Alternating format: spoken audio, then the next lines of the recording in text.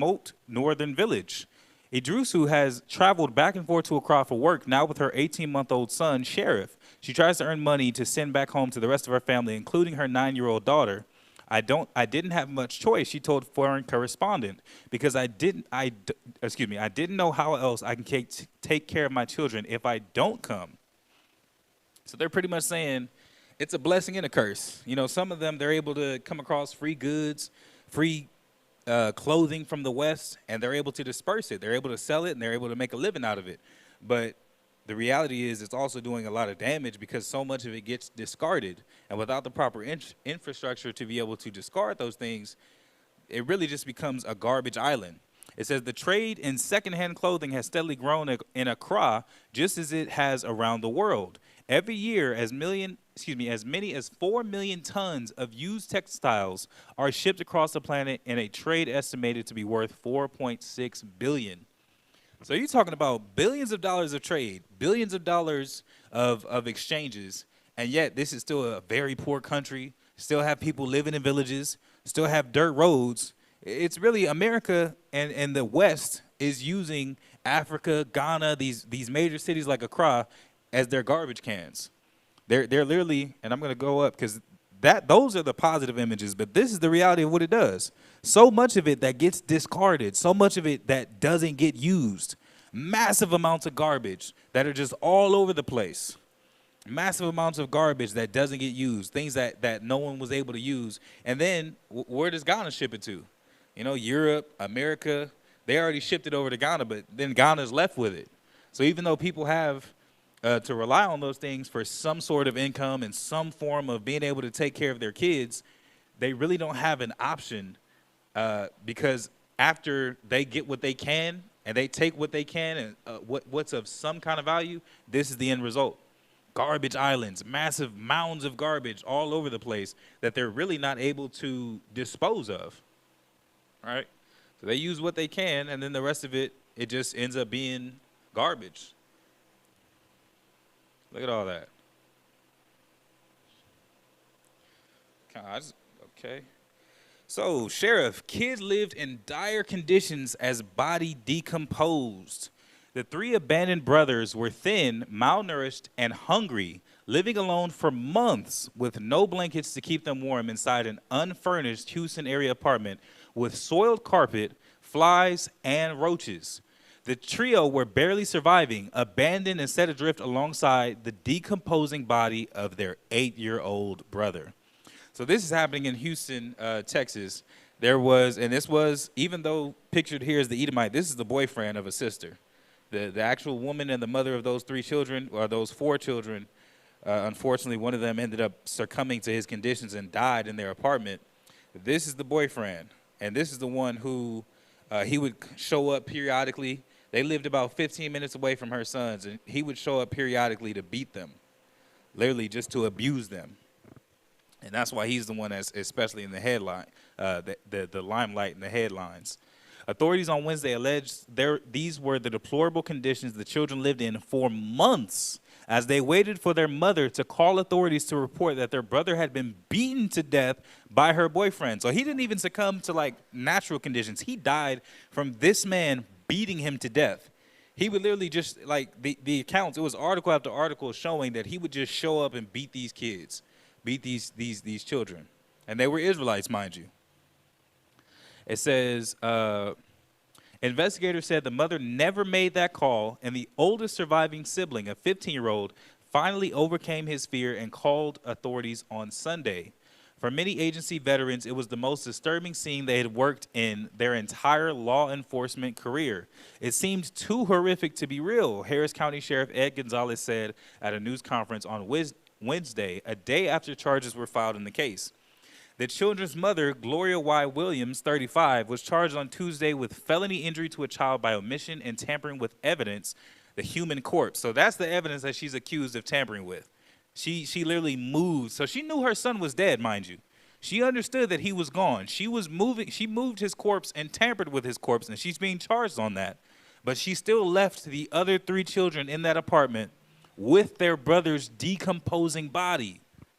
And they had a cell phone for whatever reason. It said that, and I think it's going to be mentioned in the article, but I mean, it was terrible conditions they were living in. Her boyfriend, Brian W. Coulter, was 31, was charged with murder. Both remain jailed. Deputies found the 15-year-old and two other siblings, ages 10 and 7, kids, living alone in the apartment, Gonzalez said. Authorities also found the skeletal remains of 8-year-old Kendrick Lee underneath a blanket in a bedroom. So that's what she thought of her son. That's what she did with her son. She took his body, she laid him under a blanket in a bedroom, and left the other 3 kids in that room, in that apartment, knowing that their little brother's decomposing body was just in the other room. I just want to get a quick scripture. Deuteronomy Chapter 28 and verse 56. The tender and delicate woman among you, which would not adventure to set the sole of her foot upon the ground for delicateness and tenderness, her eyes shall be evil toward the husband of her bosom, and toward her son, and toward her daughter. I mean, you really see that her eyes are evil towards her children. 4 kids. She knows that one of them died. I mean, come on now. She's talking to her kids. She's going over there from time to time, periodically. Or, I think a lot of the articles say that they were 15 minutes away. The mother and her boyfriend were 15 minutes away. It didn't seem to be a financial discrepancy. It didn't seem to be a distance. It was literally that she just did not care about her kids. And then when this Edomite, the boyfriend, beat one of her sons to death, an 8-year-old, beat him to death, they took his body, put it under a blanket, and put it under a bed in a different room. And the other 3 kids were just in that house with their brother's decomposing body. I mean, the scriptures always come to life, but unfortunately, they these curses, we really get to see the evidence of these curses amongst our people because, I mean, what would possess someone to do something like that? For a mother to have no maternal instincts, no kind of care for her children, no kind of care for their well-being, their survival, or their corpses. Take us back over to the PowerPoint.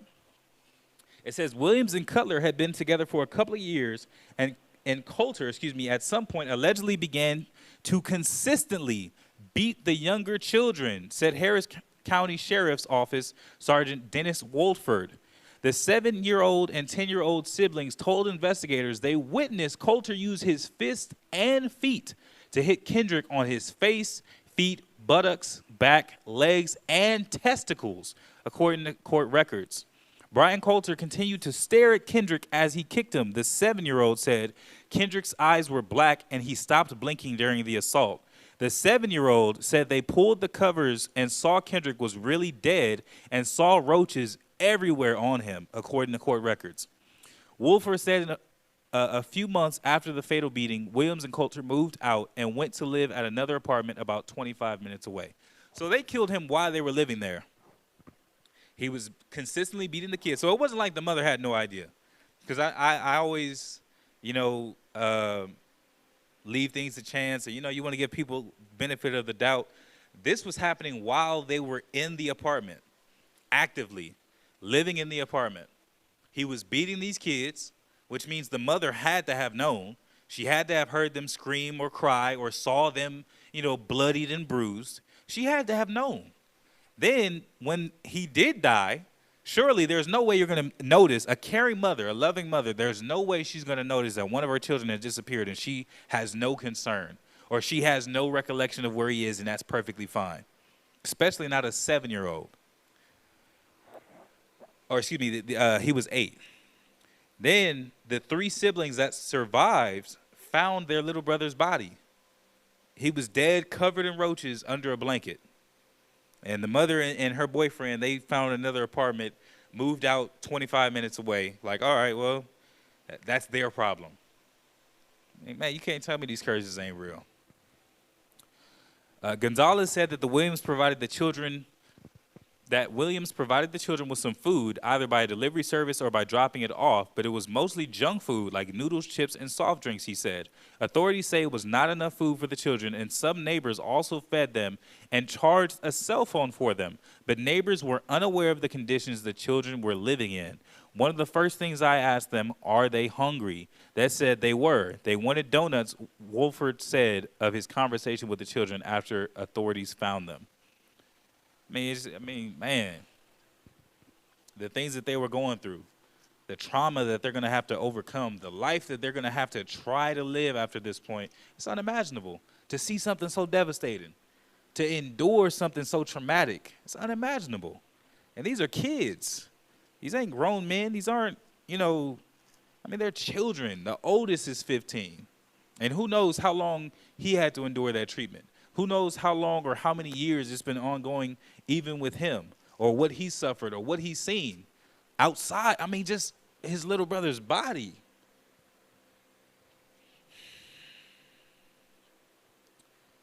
Take us back over to the PowerPoint. So, man, it's a lot going on in the world. Actually, I'm going to get the scripture real quick. Actually, I'm going to get it after this. A woman on a SEPTA train was sexually assaulted while other riders failed to intervene. Let me see. It says a woman was allegedly sexually assaulted on a transit train in Philadelphia last week, even as a number of witnesses failed to stop the incident or called police, authorities said. The alleged rape, which, mind you, is not alleged if you have this many witnesses. It was a rape. The rape occurred on the Southeastern Pennsylvania Transportation Authority's Market-Frankford line on Wednesday night and was a horrendous criminal act. SEPTA said in a statement, the Public Transit Authority said other people on the train saw the incident and did not alert authorities. So this woman is on a train. A man is literally forcing himself on her and in her. He's raping her on the train full of passengers. People see she's being raped. People, I'm sure she was fighting. I'm sure she's asking for help. And everybody just watched. Everybody just sits there and just lets it happen to her. It said there were other people on the train who witnessed this horrific act. And it may have been stopped sooner if a rider called 911. So no one even contacted the police. During the time she was being raped, and after the incident, no one even called the police. Everybody just watched it happen to her and went on about their days. Oh, man, that was messed up. Look at the condition of the world. I want to get this. Matthew chapter 24 and verse 12. It says, and because iniquity shall abound, the love of many shall wax cold. You got to really understand, the love of so many people that care. That basic consideration and compassion has gone out of so many people because there's just so much sin and there's so much wickedness. People are to a point where it's like, well, damn, what are you going to do? I still feel like this one's an extreme. But there's no love in the world. So much sin, so much iniquity. We just saw this mother who left her 4 sons in a roach-infested apartment with their brother's decomposing body and moved away with her boyfriend. We see so much iniquity abounding and so little love left in the world. This woman was forced on the train and nobody even, let alone jumping in to stop them. No one even called 911 afterwards. Just left her there broken to pick up the pieces. Didn't even, man, what is the world coming to? The SEPTA employee boarded the train and saw the assault in progress and immediately called 911. That prompted an immediate response by SEPTA Transit Police, and an officer boarded the train when it arrived at the 69th Street Transportation Center, Bush said in the statement. The officer located the suspect and the victim and took the suspect into custody. The suspect was identified as Fiston M. Ngoy, 35, who had a preliminary assignment last Thursday on charges of rape, sexual assault, aggravated indecent assault, and more. So this dude's a repeat offender. He's already in court. He already has a preliminary arrangement the prior Thursday on rape, sexual assault, aggravated indecent assault, and more. Only imagine what the and more is. So this dude's a known criminal. I mean, come on, man. Known criminal, long rap sheet, out. Going about to find another victim. He is being held at Delaware County Prison on 10% of $180,000 bail and has a preliminary hearing scheduled for next Monday. So 10% of $180,000, what does that mean? $18,000? That means the man who's already having a preliminary arrangement the prior week on rape, sexual assault, aggravated indecent assault, and who knows what else, who actively, or rather recently, committed a rape with a train full of witnesses, this man only has to come up with $18,000 to be released again on bail. There's no justice. There's no righteousness in this land. And that's why the Most High was saying, who's going to stand for me against the workers of iniquity, against the evildoers? Because you see, man, look at the world. There's so many people that won't stand up, let alone, okay, I get one thing. It's one thing to not engage in some type of, this form of wickedness, but it's another thing to not stand against it. It's another thing to see this thing transpire and just be like, well, it ain't none of my business. What kind of mentality is that? It ain't none of my business, hey, like,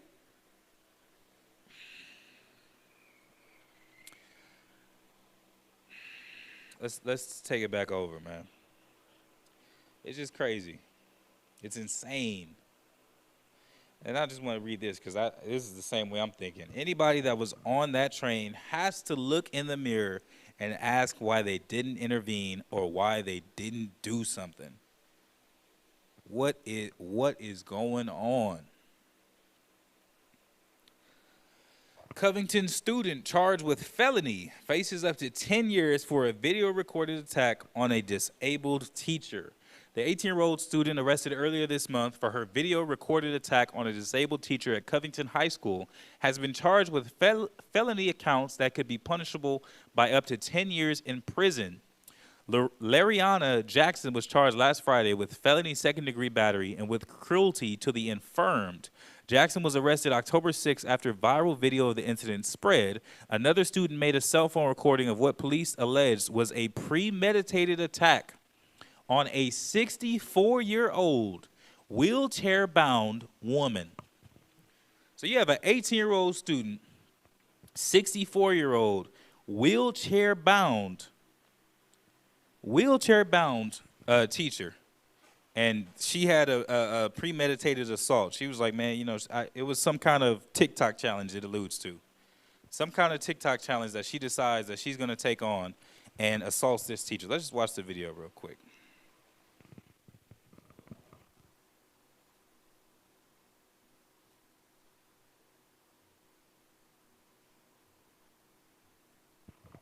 I need some volume.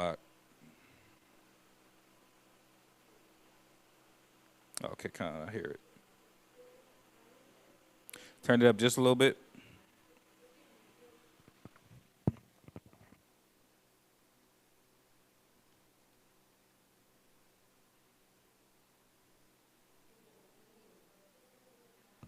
Give me some more volume, Mark.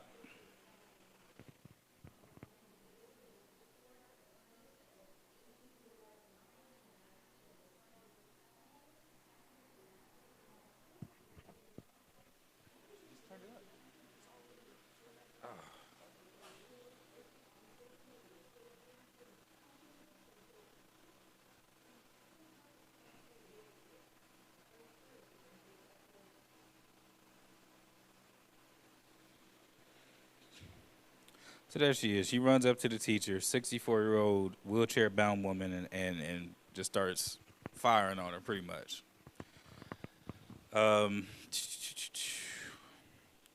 Jackson is to be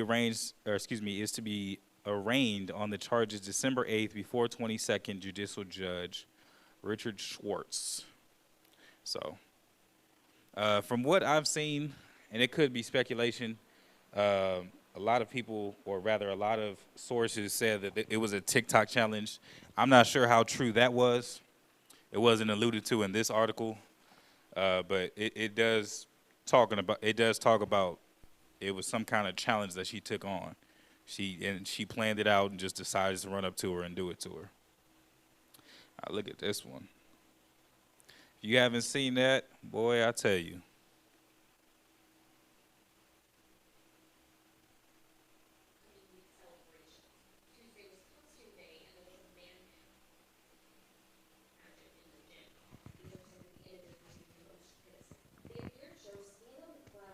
Look at this. Look at that. These are boys, by the way. That's a boy. Look at that chin. That is a beard. Look at that. These are young men, I should say. High school students. These are men. Hey, it's so funny. Look at this. Everything has been, look at how much has been able to be shown and be acceptable in the public eye under the guise of entertainment. Under the illusion of entertainment. You got boys dressed up as women, dressed up practically naked to be able to, all in the name of entertainment.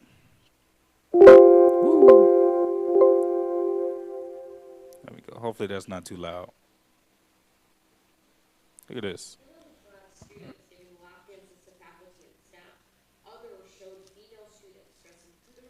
Look at that. And then when the actual girls, they put them in Hooters. Imagine, you go to school and you or your daughter get out the car, you're like, what the hell is that? Oh, it's for school. They told us to come in looking like this. They told us to wear this outfit. They told us that this would be okay. I mean, wow.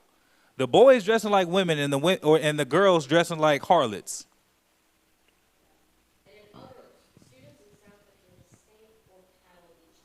It was just really shocking whenever I first saw it, and I almost couldn't wrap my head around it. Hazard mom, Jenna Smith, has a family member at the high school and kids in the district.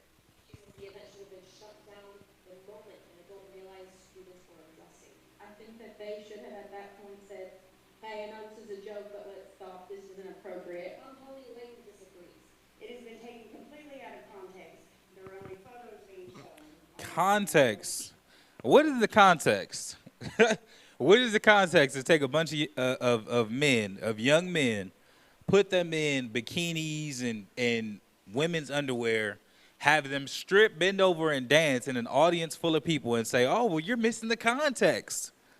What is the context of taking all those girls, dressing them up in skimpy uniforms and outfits, and parading them around the schools like harlots, like hoes? What context to be given that could justify this? Videos.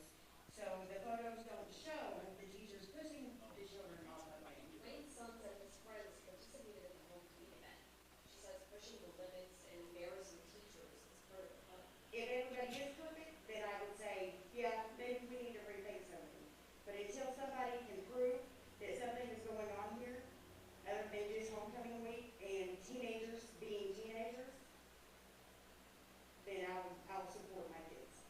The way that I think about it is I think that Teenagers being teenagers. Oh, it's just kids being kids. It should be fine. It's entertainment. Oh, well, nobody's perfect. That was her statement. Until somebody I could see if everybody was perfect. What does that have to do with what's happening? What does that have to do? How is that acceptable to take men, dress them up as women, parade them around or make them dance like females, and take the kids or the girls and dress them up like hoes? What does anybody being perfect have to do with anything? Oh, it's context. Oh, well, nobody's perfect. Oh, well, it's just kids being kids. They also said that adults were participating, spanking people. Man, now God forbid it be some perverted adult man working at a high school that's interested in these young women becoming of age, and he sees them and seizes this opportunity, or finds opportunity, because it's all fun and games because they spanking your sons and daughters because it's just homecoming week. What? Let's get this real quick. Ephesians chapter 5 and verse 15. See then that you walk circumspectly, not as fools, but as wise, redeeming the time because the days are evil. Women abandoning their children, rapes in broad daylight in public with many witnesses. Then you got kids at school being encouraged. If that's all you got, and you got to be, most people work 8 hours a day. Most school is in session for 8 hours a day. People are handing over their children to be educated, to be, taught, to be instructed, and this is what's going on. And yeah, you might say, okay, this is an isolated incident, but if they have the authority and they're in charge of your children for 8 hours, what else is happening in public schools that isn't making the news? We know there's always that old saying, this is not the only time, this is the time you got caught. So what else is happening? Get this one as well. Revelation chapter 18,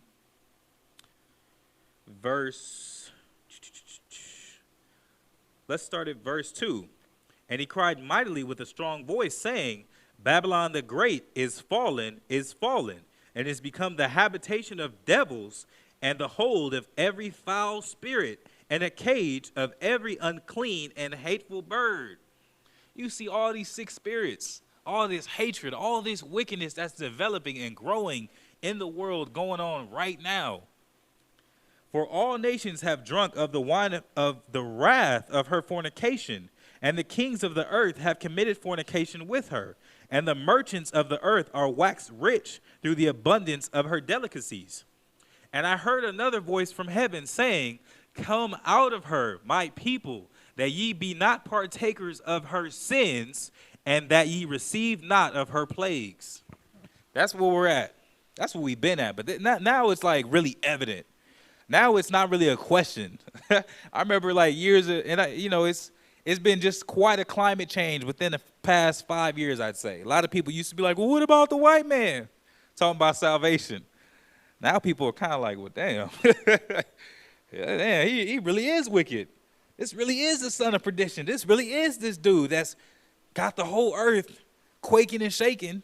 And the reality is he's just a subspecies human, just wild and uncultured like an animal. He'll do anything. It's time for our people to come out of Babylon. And this doesn't literally mean flee the landmass, because the scriptures say the curses are going to overcome us and pursue us. Doesn't mean that when you move somewhere else, it's automatically going to be easier because you're still an Israelite and you're still under the punishment of these curses. But it does mean, like the scriptures say, that you can be cleansed from the renewing of your mind. Get out of these things. Come out of the ways of Babylon, the teachings, the ideologies of Babylon. It's time, man. Take us back over to the PowerPoint. Yet another one. Good old Babylon. The U.S. will add a third gender option on passports. Starting immediately, an applicant for a U.S. passport can simply check M or F as their gender without needing to provide medical certification if that gender doesn't match their other documents. And soon, applicants will have the option to select a gender marker that isn't male or female. So it was already that you could choose male or female regardless of which you actually were, but eventually you'll be able to put some kind of third option that doesn't specify or doesn't give you either. Secretary of State Antony Blinken announced the changes as further steps toward ensuring the fair treatment of LGBTQI. There's another one. I don't even know what the I is now. U.S. citizens, regardless of their gender or sex. The moves will also follow a Biden campaign promise. Let's go over. Let me get It says it will take some time to create a third gender option on passports. The State Department warned people cannot yet apply for a passport with a non-binary, intersex, or non-conforming gender marker. Let's see. So it's like, man, imagine if a crime gets committed, right?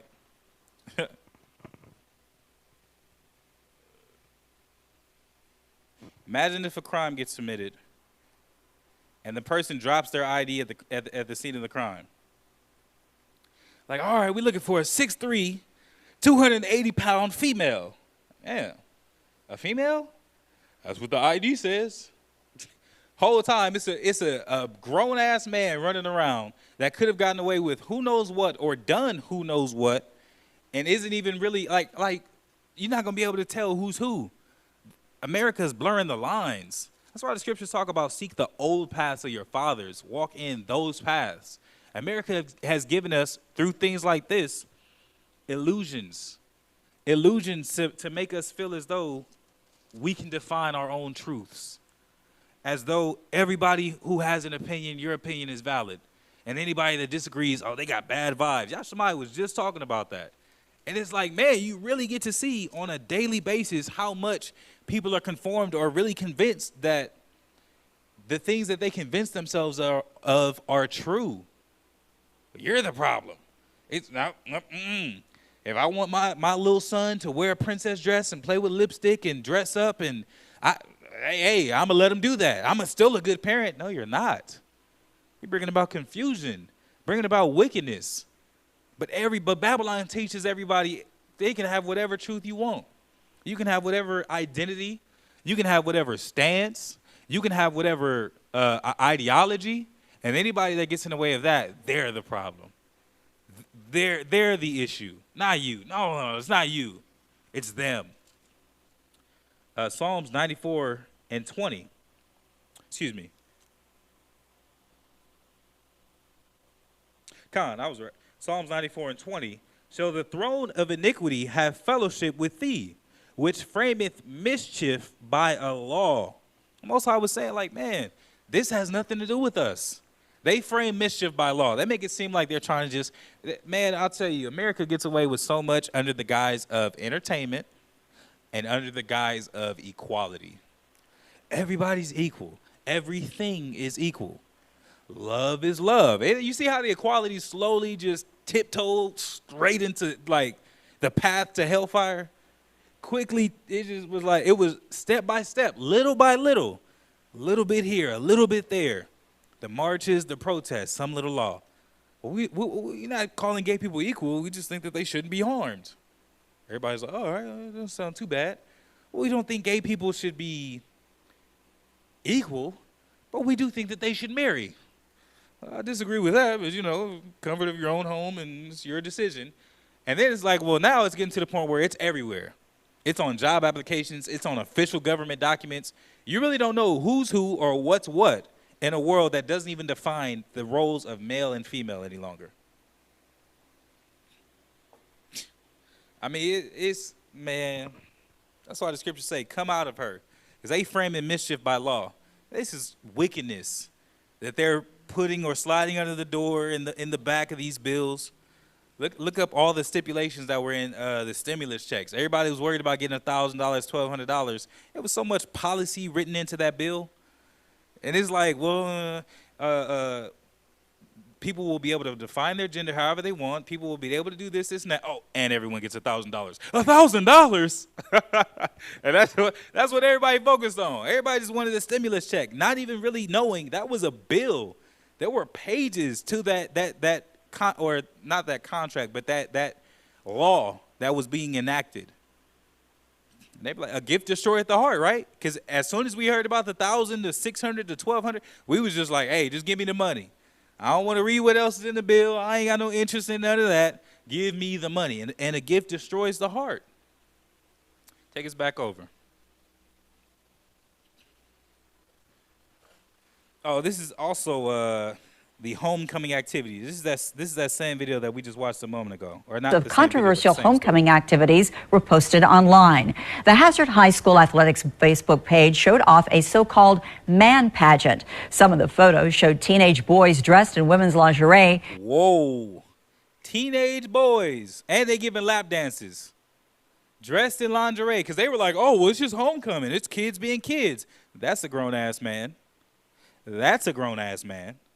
And look how excited he is. That's a grown-ass man. They working with your kids. You turn your kids over 8 hours a day. Your son come home with some confused feelings. You know where it's coming from. Your son come home with some questions. You know where it's coming from. lingerie, dancing on teachers and staff, and teenage girls dressed as Hooters servers. The photos have since been taken down from the school's Facebook page. The photos kids being kids. Look at that. That's one of the teenage boys that attends the high school dressed in a woman's lingerie, dancing on this grown-ass man. They framing it. Whether it's by law or whether they just have those popular sayings, well, no one is perfect and all that. Man, that's some BS. What does that have to do with what we're saying here? What does that have to do with these grown men? Look at that. He got a gray beard. That man is easily in his 40s. Watching young men and women, kids, dress up and give him a lap dance, all in the name of entertainment. And I can see if they would have got caught and all these things are going viral and the authorities over the school were like, yeah, we slipped. Either A, we let it get out of control, but we're going to get it back under control, or B, you caught us. She was like, well, nobody's perfect. What? So what happens when one of these teenage girls ends up pregnant by one of these grown men? Nobody's perfect? What happens when one of these grown men is found walking in the bathroom with your young daughter? Because high school goes from 9th grade all the way up to 12th. 13, 14-year-olds in 9th grade. What happens when it's one of them? Nobody's perfect? Imagine if that was your child. That's a good enough answer? Nobody's perfect? Those have since been taken down from the school's Facebook page. The superintendent says she's taken disciplinary action, but did not specify what that meant. And there's that old So you like to be American? Whoa. And there's that. Disciplinary action. All right. Let me see. I want to talk about this one briefly. That's a lot. You know, we may not be able to get into this. Look up Universe 25. Lab rats in Universe 25. You're not going to be able to hit that one. Like the meat in here. I have no idea. Look at this. Yes, we did it like this. And I had to start the phone this morning, eh? Wow. Talk about a plague. That's not walking across. What you shot in here?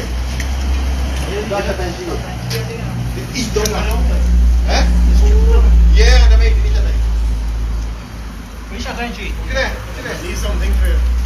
Oh, look at it. Naked feet.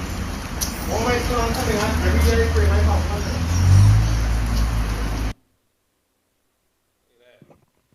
Look at that. Or radiation suppress immune system. So it's literally, and that is in Trinidad and Tobago, right? A brother that actually lives out there sent that to me and was like, man, this is what's happening. Look at, this is ongoing right here, right now. Real quick, I'm going to get it real quick. Matthew 24:7. For nation shall rise against nation, and kingdom against kingdom. And there shall be famines and pestilences and earthquakes in diverse places. Locusts do what? They eat up vegetation. There's been plague levels of locusts in America, in Egypt, Trinidad and Tobago. I mean, the list goes on and on and on. And then you constantly see, even though Esau keeps certain things under wraps, but you constantly see the level of, or the price of food go up. The cost of produce, you get hit hard in the pocket every time you go to the grocery store for the same items that we always get. And the reality is, it's a whole lot of stuff that's going on that's not being talked about or not being openly reported. There are pestilences. The same thing that the Most High did to Egypt before he delivered, all praise to the Most High, before he delivered the children of Israel. But to cause the Egyptians to understand that he was the Most High and to show the children of Israel that he was coming. We seeing these plagues happen in real time. Take us back over to the PowerPoint.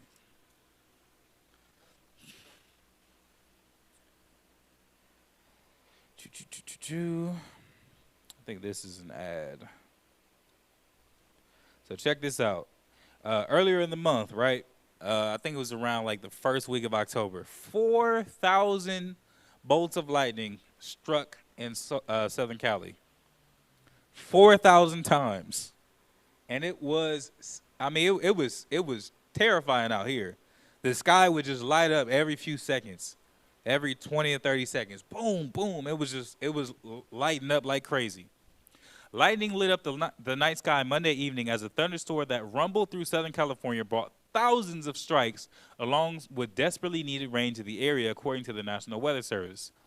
Approximately 4,000 lightning bolts were reported over the past 24 hours, forecasters said Tuesday. About half that total was represented in Orange, San Diego, and Riverside counties by 11 p.m. Monday. 4,000 times in 24 hours. The lightning strikes were a part of a raging storm that rolled into the Southland on Monday afternoon, bringing periods of heavy downpours, thunder, strong wind gusts, and even hail well into the evening hours. So if you didn't see that, that was something to behold. I mean, it was like so much lightning and such a heavy storm that it passed through. Let's hit this one. So if you live in Carson or you passed by the 91, the 105 recently, probably smelled that stank. A group of Carson class action the proposed class action Los Angeles Superior Court lawsuit states that days before the first complaint of odor, a fire broke out at a nearby warehouse containing a highly flammable ethanol-based hand sanitizer, and that Art Naturals, the warehouse lessee, maintained unsafe conditions which caused the fire. There's a danger lurking in my house at night. We're in a more affluent community. This would have been addressed day 1. This is day 19. The warehouse owners, Prologis Inc. and Liberty Property LP, are confidants in the suit. The suit seeks an injunction directing the defendants to pay for residents' relocation expenses as well as for their future medical monitoring. So in Carson, off the, what is it, the 91, the 105, all in that area, everywhere that you smell that rotten egg smell, and mind you, they said it's an ethanol-based hand sanitizer, it looks like. But for one, I mean, ethanol and alcohol, obviously, in their balance on the outside of the body, but that smell has been going on for quite some time. And I saw other articles saying that it was sulfur. Ooh, I can't remember the exact name, but I know it was other sources alleged that it was a sulfur-based chemical. So all that smell, and I remember we made the joke. Brothers went to, where did we go? Went to go get some Chick-fil-A. I'm like, man, this smells strong over here, like right by the Chick-fil-A. It's probably dangerous to eat over here. We cracked we laughed about it. Israel know how to get through tough times. But now they're saying in this class action lawsuit that these companies are responsible for the future medical conditions or monitoring the future medical conditions of people in that area, showing you that they understand at bare minimum there's a possibility that people are going to start getting sick. People are going to start getting sick. People are going to start having underlying medical conditions or, future medical conditions, all because they were heavily exposed for at least, they said it's day 19, for about a month to all these chemicals throughout the city. And, first it started off as like, oh, there's a foul odor. What's that smell? And then it was like, all right, we'll try not to go outside. No, actually, then it was try not to do heavy exercise. Don't go for a jog. You'll be breathing it in too much. Then it was like, don't go outside. Now it's like, all right, class action. And you can already assure Esau is all about the money. Esau is all about the money. So for them to actually say that this company is potentially liable for the future medical conditions of an entire city or a province, you can pretty much guarantee that they know there's going to be some serious side effects or some serious issues down the line.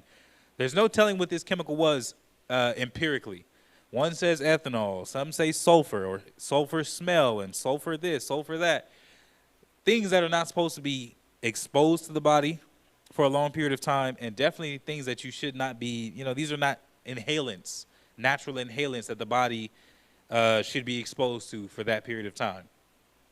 And they're already saying, like, yeah, they're responsible. Whatever it is. It's just like the commercials we see nowadays from, like, the 80s, the 90s, the early 2000s. If you or a family member has this disease, mesothelioma, call 555-800. It's going to be the same thing. Who knows in how long with the people that are in these cities that were smelling this smell and exposed to this chemical for that long. Pretty soon you can expect to see those commercials. If you or a family member has all these conditions and you stayed in this area code or this zip code for this period of time, you may be entitled to compensation. You just know it's coming. Take us back over. Only a couple more, Israel. Another one to be aware of. Recalled Walmart product tests positive for a deadly bacteria. Walmart issued a recall for the Better Homes and Gardens lavender and chamomile essential oil infused aromatherapy room spray with gemstones after a sample tested positive for that, which causes melioidosis, a condition that is difficult to diagnose and can be fatal, according to the recall notice posted by the CPSC. The recall, so mind you, it's hard for them to be able to detect and diagnose when you've been exposed to this bacteria. But if you are exposed to this bacteria, it can be fatal. The recall covers 6 different scents that were sold at more than 50 Walmart stores across 18 states and on the retailer's website. The spray bottles were available from February until late October when Walmart pulled the product from its shelves. What is that, an 8-month span? And that, especially that was during a time where COVID restrictions were a lot more strict. There was a lot more going on. There was still a lot of limitations. So everybody's at home. They're like, all right, let me try to make it at home as tranquil and as peaceful as possible. Oh, look at this. An oil-infused aromatherapy room spray. That sounds nice. Let me buy that. Let me take that home. Have the house smelling nice. Then boom, they pop up there like, oh man, what happened?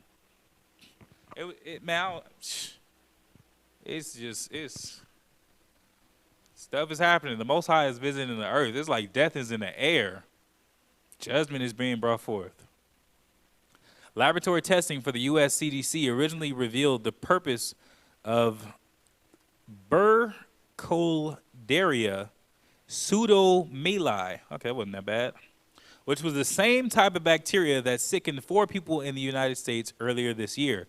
After being alerted by federal health officials, Walmart says it quickly enacted plans to protect customers, including pulling the product from store shelves, putting a register block in place at stores and online to prevent future sales, and notifying each potentially impacted customer by email. Not sure how you're going to do that if somebody paid for it with cash.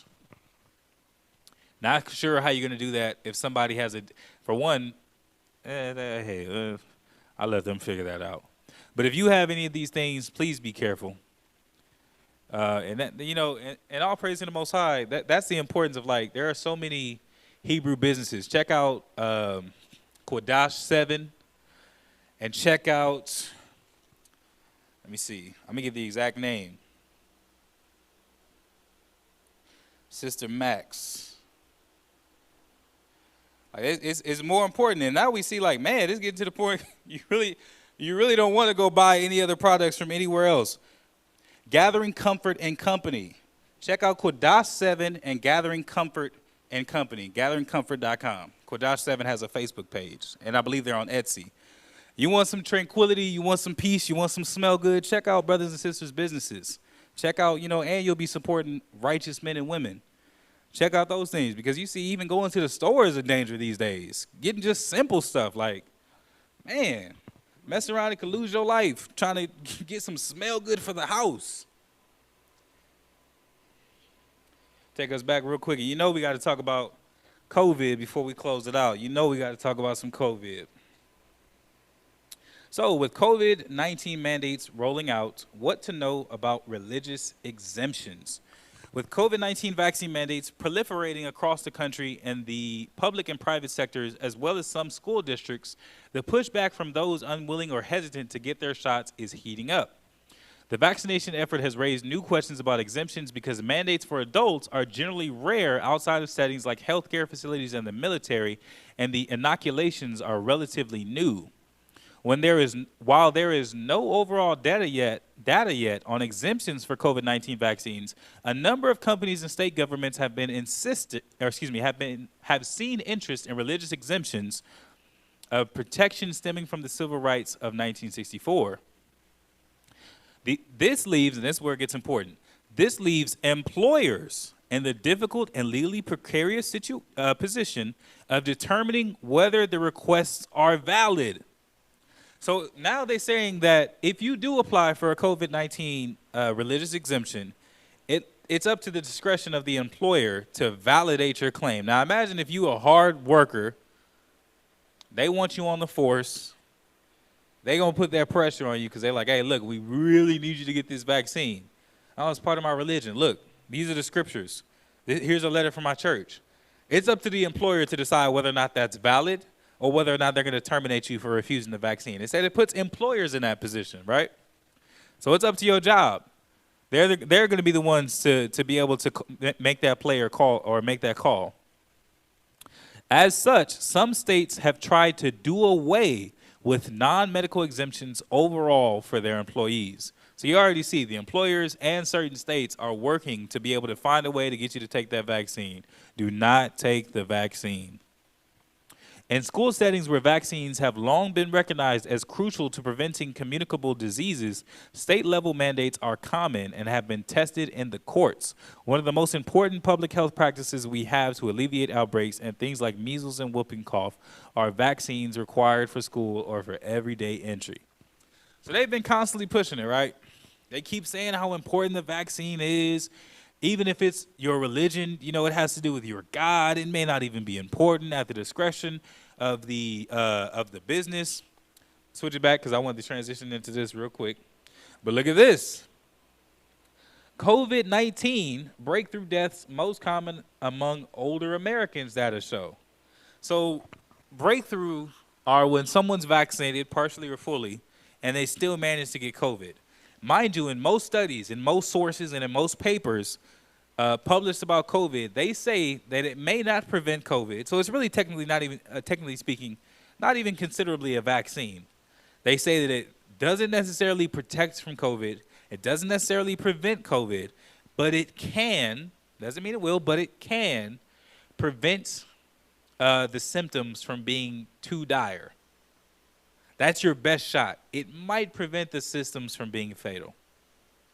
With a virus that I believe still has a 0.01 fatality rate, and that's with all the studies that have come out showing that the numbers are inflated. Older Americans have been most at risk of dying through the COVID pandemic, and this is who society is constantly urging people to protect. Now, data from the CDC shows that adults over the age of 65 make up the bulk of breakthrough COVID deaths. So if these people, these older people, the elderly, everybody's advocating for people to get the vaccine, everybody's advocating for younger people to get the vaccine because it's not just you. I just heard my grandparents say that the other day. Well, it's not just you to consider. Well, these people have the vaccine, and it's still not helping. So many breakthrough, what they call breakthrough cases. Deaths amongst the elderly, and so many breakthrough cases of those that are of average age without underlying conditions still getting COVID. Older Americans have been the most at risk of dying throughout the COVID pandemic. Now, data from the CDC shows that adults over the age of 65 make up the bulk of breakthrough COVID deaths. The data published Friday shows that 85% of the approximately 7,000 breakthrough COVID deaths recorded by the CDC have occurred in adults 65 and older. By comparison, adults at and over the age of 65 make up 76% of the more than 700,000 COVID deaths recorded by the CDC. The COVID vaccines still offer powerful protection. They made sure to put that there and highlight it. Still offer powerful protection against severe COVID cases. Okay. In August, vaccinated people were 6 times more likely to test positive for COVID and 11 times more likely to die than vaccinated individuals. But they're also saying that so many people who are vaccinated are dying. So many reports that have come out showing that the numbers are inflated. And so many reports showing that how many millions of COVID tests have been recalled for false positives? And those are the ones that got recalled, let alone the ones that went forth and had people believing that they had COVID, let alone the people that had underlying conditions and died and had COVID written on their death certificate or caught COVID as a result of an underlying condition. They still urging you. Oh, you still get it. No. Couple more. School cop who shot and killed Manuela Mona Rodriguez charged with murder. So if you didn't know, It was an 18-year-old mother. She was shot, I believe, outside of the school and ended up losing her life. The former Long Beach, California school safety officer, it was out of school, who fatally shot an 18-year-old mother as she drove away from the scene of a fight, will now face a murder charge. So this is an 18-year-old. She's at the school, more than likely a student, has a baby of her own. Okay? There's a fight, right? She gets into a fight. She's like, oh, man, the cop's coming. You know, this is an actual officer at the school. Let me get out of here. And he shoots at her as she's driving away. She's already enrolled in the school. I'm sure you can pull her information if you absolutely feel the need to arrest her. And I'm sure her life could have been preserved. And instead, she was shot dead. A single bullet from Officer Eddie Gonzalez's service weapon hit Manuela Mona Rodriguez in the head, which left her brain dead for at least a week before her family decided to take her off life support on October 5th. Nearly 3 weeks later, Los Angeles County District Attorney George Cascone has decided to file a murder charge against the 51-year-old former cop. That goes to show where that training came from. Former cop, shoot to kill. It's an 18-year-old. She's fleeing the scene. Boom. This is an 18-year-old girl. You're a grown man with a gun, more than likely with a Kevlar body armor vest on, pepper spray, baton, handcuffs. And as a guard, as a police officer, doing any kind of securing or arresting, you have to go through training. Even just to be a guard, just to get a guard card, you have to go through like 4 hours of power to arrest. All of this training just for him to pow. One shot. He only fired one shot. Shot her in the head. 18-year-old. Like, even if she was fleeing the scene, she's not using her car as a weapon. And there was that, I feared for my... How could you have feared for your life? I highly doubt she's some humongous young woman. 18-year-old fleeing the scene of a high school fight. I mean, man, like I said, get her information, file a charge against her, report it. That's his job. And so many people felt safer with cops being at schools. With all the active shootings, with all the kids bringing guns to school, people feel more at ease with cops or retired officers working security at schools. And now, then you have incidents like this where the one that's supposed to be serving and protecting and all that old stuff is the one that's putting the kids to death. Now he's the aggressor. Now he's the murderer. 51-year-old former cop. We must hold accountable the people we have placed in positions of trust. Take us back over to the PowerPoint. To protect us. District Attorney Gascon said in a statement Wednesday, that is especially true for the armed personnel we traditionally have relied upon to guard our children on their way to and from school. They're relying on him to be able to protect the kids, and instead he killed one. On September 27th, Gonzalez was driving in his patrol car toward Millikan High School, where he worked as a school safety officer, when he noticed two girls. These are kids now, girls at that. You 51 years old. Got a gun, got a baton, got pepper spray, got body armor, got training. Former cop, worked the streets of L.A. Surely this 18-year-old girl it wasn't as dangerous as some of the things that he's faced in his county. I said L.A., but I don't think this is in L.A. Let me see. Oh, actually, no, it was in Long Beach. This was in L.A. So I'm sure you've seen more things than that at 51, a retired police officer from the force.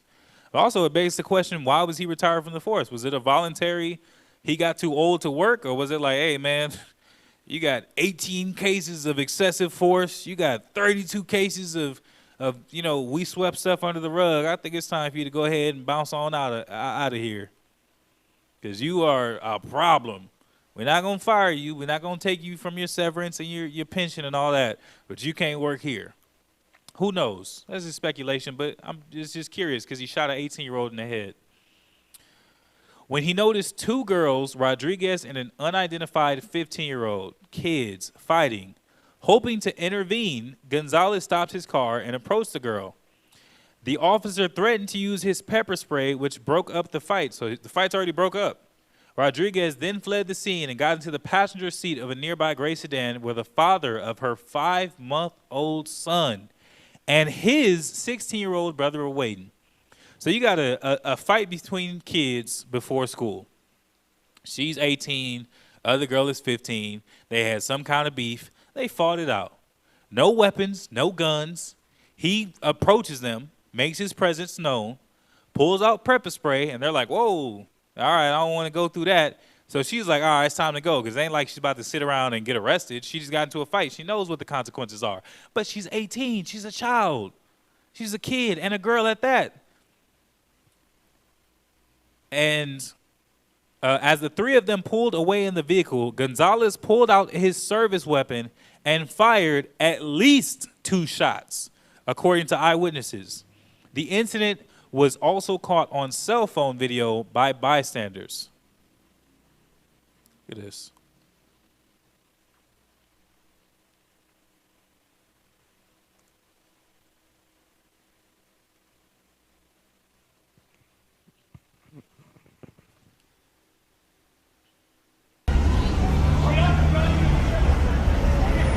Look at that.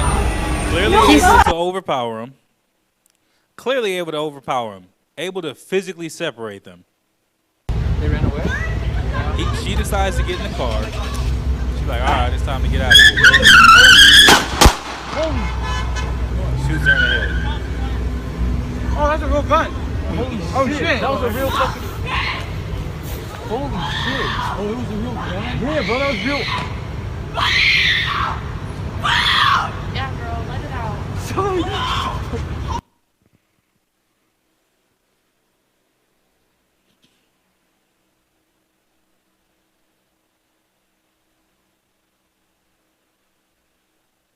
Look at that. Look where he fires the shots. So mind you, I mean, so many violations. Rules of firearm safety: never point your muzzle at anything you're not willing to destroy. And know your back, what is it called? The backdrop, not the backdrop. What is that called? Pretty much know what's in front of, around, and behind your target before you fire a shot. While they're facing the street, they're driving off, and at that point, his line of fire is through their vehicle, through another vehicle, out into a populated street. No, by no means should he have taken that shot. Because, and mind you, he fired 2 shots. One of them hits her in the head. Where'd the other bullet go? Boom, boom. You don't know where that shot went, who else it could have or maybe did injure, and he fires 2 shots. Again, 18-year-old kids, or 18-year-old and a 15-year-old. The fight is broken up. They like, all right, it's time to go. I mean, come on, man. He could have easily, now don't get me wrong, I get the whole he has a job. You could have easily stepped away from the vehicle. The fight's already broken up. The incident's already been prevented. At that point, report what you saw. Report what happened. Hell, the other 15-year-old, she didn't get into a vehicle. All right, she took off. There's no way I'm about to stand in front of this vehicle and risk potentially getting hit by a car. And there definitely shouldn't be any reason or justifying means of justifying firing 2 shots, not knowing where these bullets are going to go or who else they could potentially injure. People were 10, 20 feet away from the car that he actually shot into. Bullets flying past them. All he had to do was take the 15-year-old that still was on the scene and say, hey, what was your name? Or what's your name? What's the name of the girl you fought? Okay, no problem. You go to the principal's office. Obviously, you're 15 years old. We'll have to get a statement, but worse, I mean, you know, she's very much a child. Now, the legal 18-year-old, all right, you guys will figure that out. She'll be tried. That is what should have happened. Instead, he fired 2 shots and ended up killing the 18-year-old mother of a 5-month-old baby. Take us back over to the PowerPoint. It's the last, I believe this is the last one. If you're interested, I found this one pretty fascinating. A new hidden world discovered in Earth's inner core. It's kind of goes into like some journey to the center of the Earth type stuff. What was known about the Earth's core prior is pretty much being questioned, and there's some studies showing some new finds, if you're interested.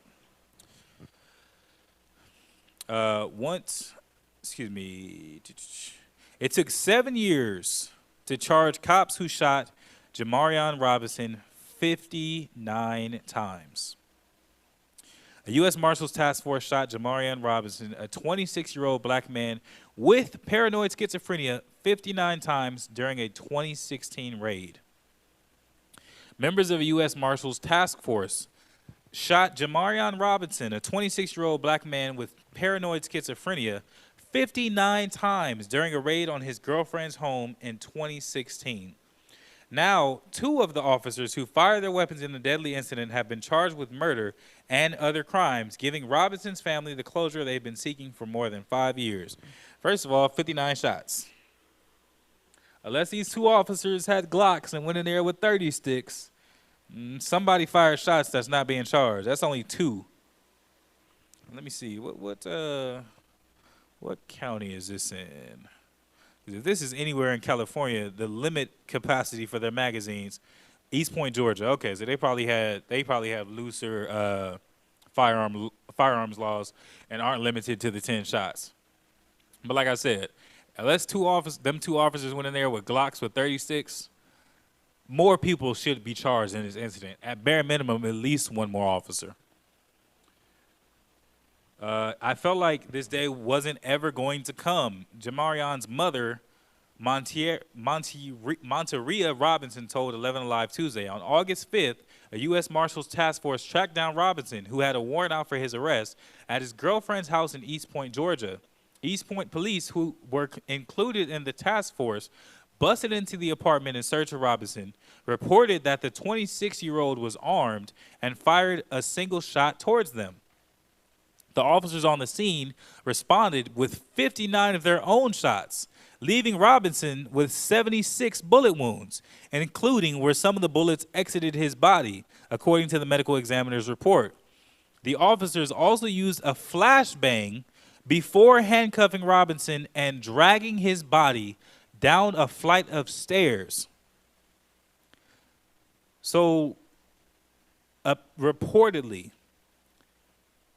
he had 76 bullet wounds, 59 of their own shots, and after shooting him 59 times, they still threw a flashbang in there. After all this has already transpired, handcuffed his more than likely already lifeless body and dragged him down the stairs. Like they still have an arrest to make. Is that not left for the coroner? Should that not be left for the medical examiners where the body is at the scene?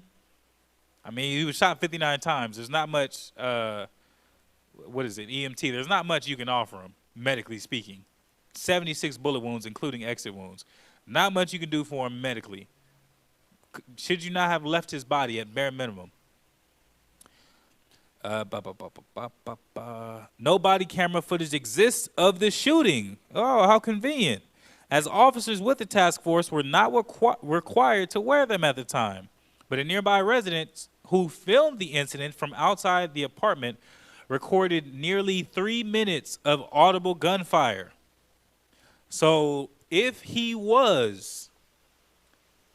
did shoot at them, and he fired his shot, and they shoot at him for 3 minutes. They said 3 minutes of audible gunfire was heard. Well, people be acting a fool. 3 minutes of audible gunfire. My son's body is all the body cam you need, Monteria Robinson said. I wake up every day with anxiety. I've been in fight mode ever since my son was killed. I want closure. So mind you, 3 minutes of gunfire, they had to have reloaded and fired again. During investigations of the shooting, several issues cropped up. For example, the gun that police say Robinson fired was inoperable and didn't have his fingerprints on it. So he has a gun that won't fire and doesn't have his fingerprints. You know what that sounds like? That sounds like a firearm that they confiscated, that they removed internals from to keep it from being used in any other type of crime.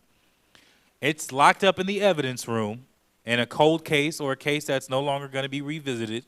They bring that gun with them in the event something like this happens. And after they killed this man, they planted that gun on his body. That's what it sounds like, because it didn't even have his fingerprints on it.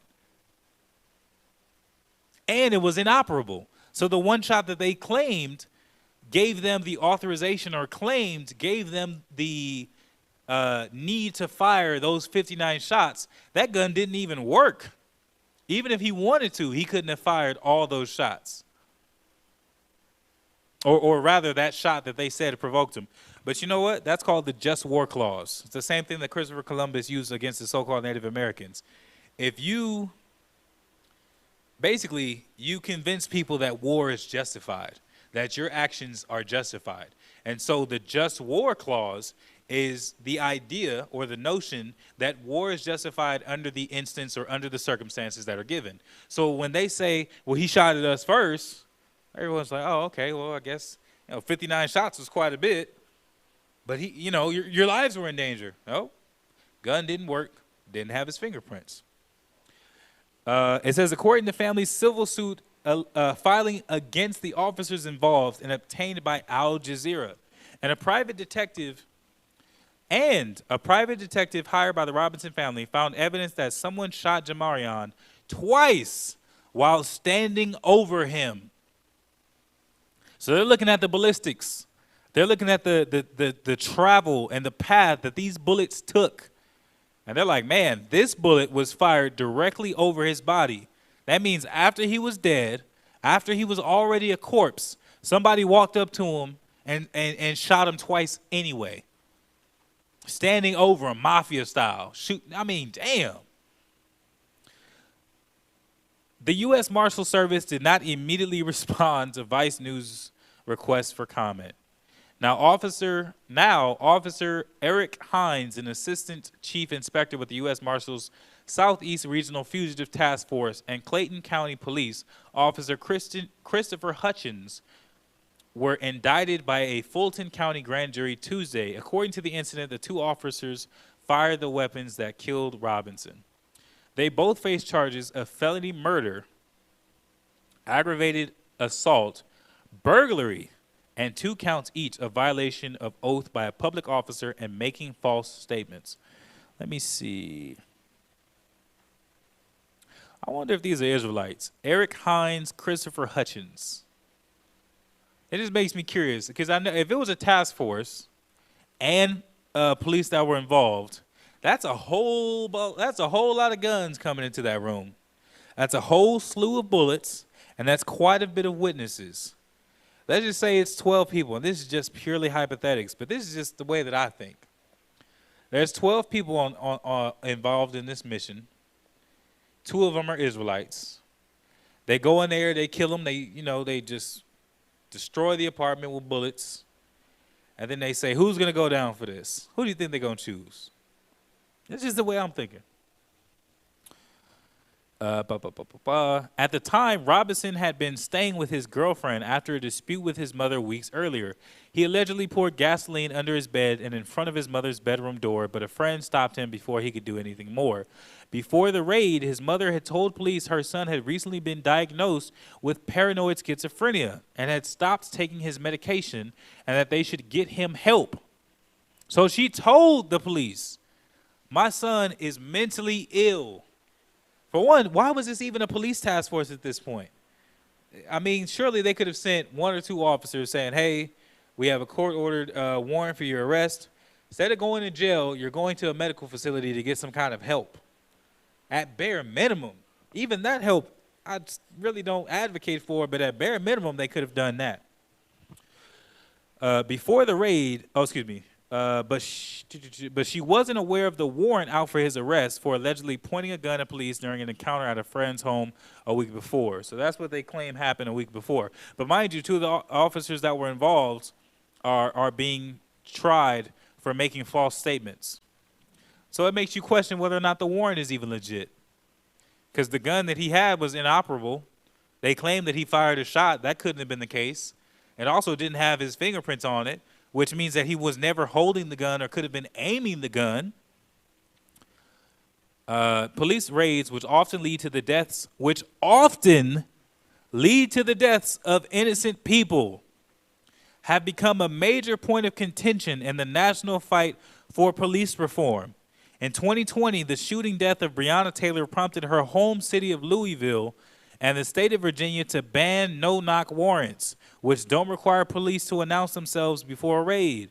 Several other states, including Ohio, New York, and Pennsylvania, have proposed similar laws. I mean, that only makes sense.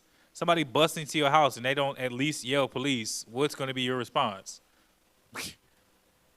The indictment of Robinson's death was a long time coming. Former Fulton County District Attorney Paul Howard told the Robinson family that he would investigate as early as 2016, but he allegedly came up against resistance from the U.S. Justice Department, which he says refused to turn over any documents related to the shooting and kept officers from being interviewed. So when we're talking about, you know, spiritual wickedness in high places, framing mischief by law, you go ahead and bring it over back over to me.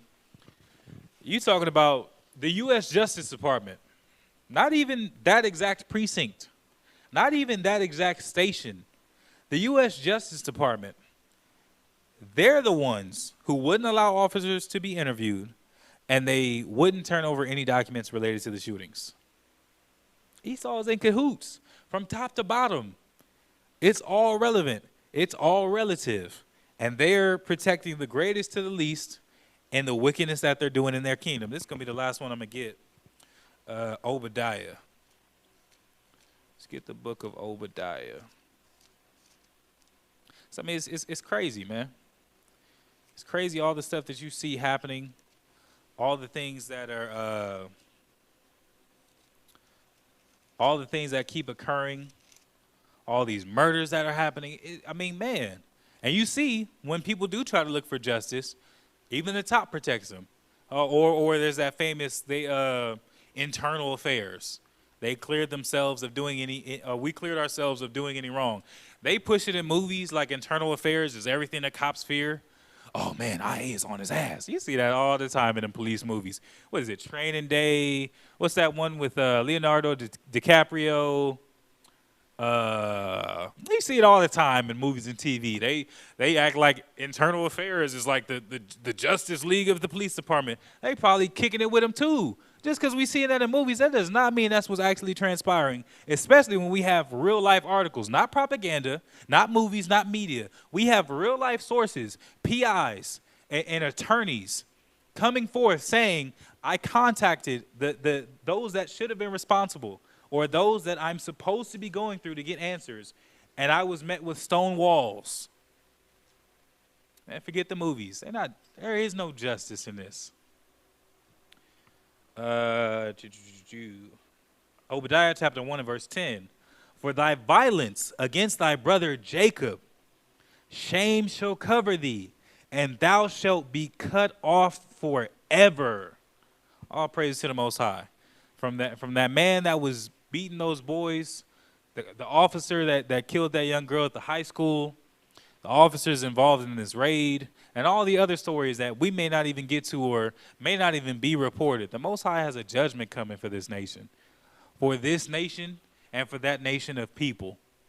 All praise to the Most High. Well, with that, Israel, be sure to stay tuned in for the classes. We try to do a little bit of everything. Tuesdays, we have Bible Basics, going over some of the laws, some of the more spiritual things, spiritual aspects of the law to understand. Wednesday, world history according to the Bible. Every other Thursday, the second Thursday is Chopper City. The fourth is current events, stick to the script. Every Friday, we have classes 7:30. Every Saturday at 4:30 p.m. And every other Monday. First Monday of the month is Q&A, and every other Monday from there is Spanish class. So Most High willing, you'll find something of that's edifying. Please be sure to like and share the classes so we can spread the gospel and wake our people up. And with that, we are going to sign off and say shalom.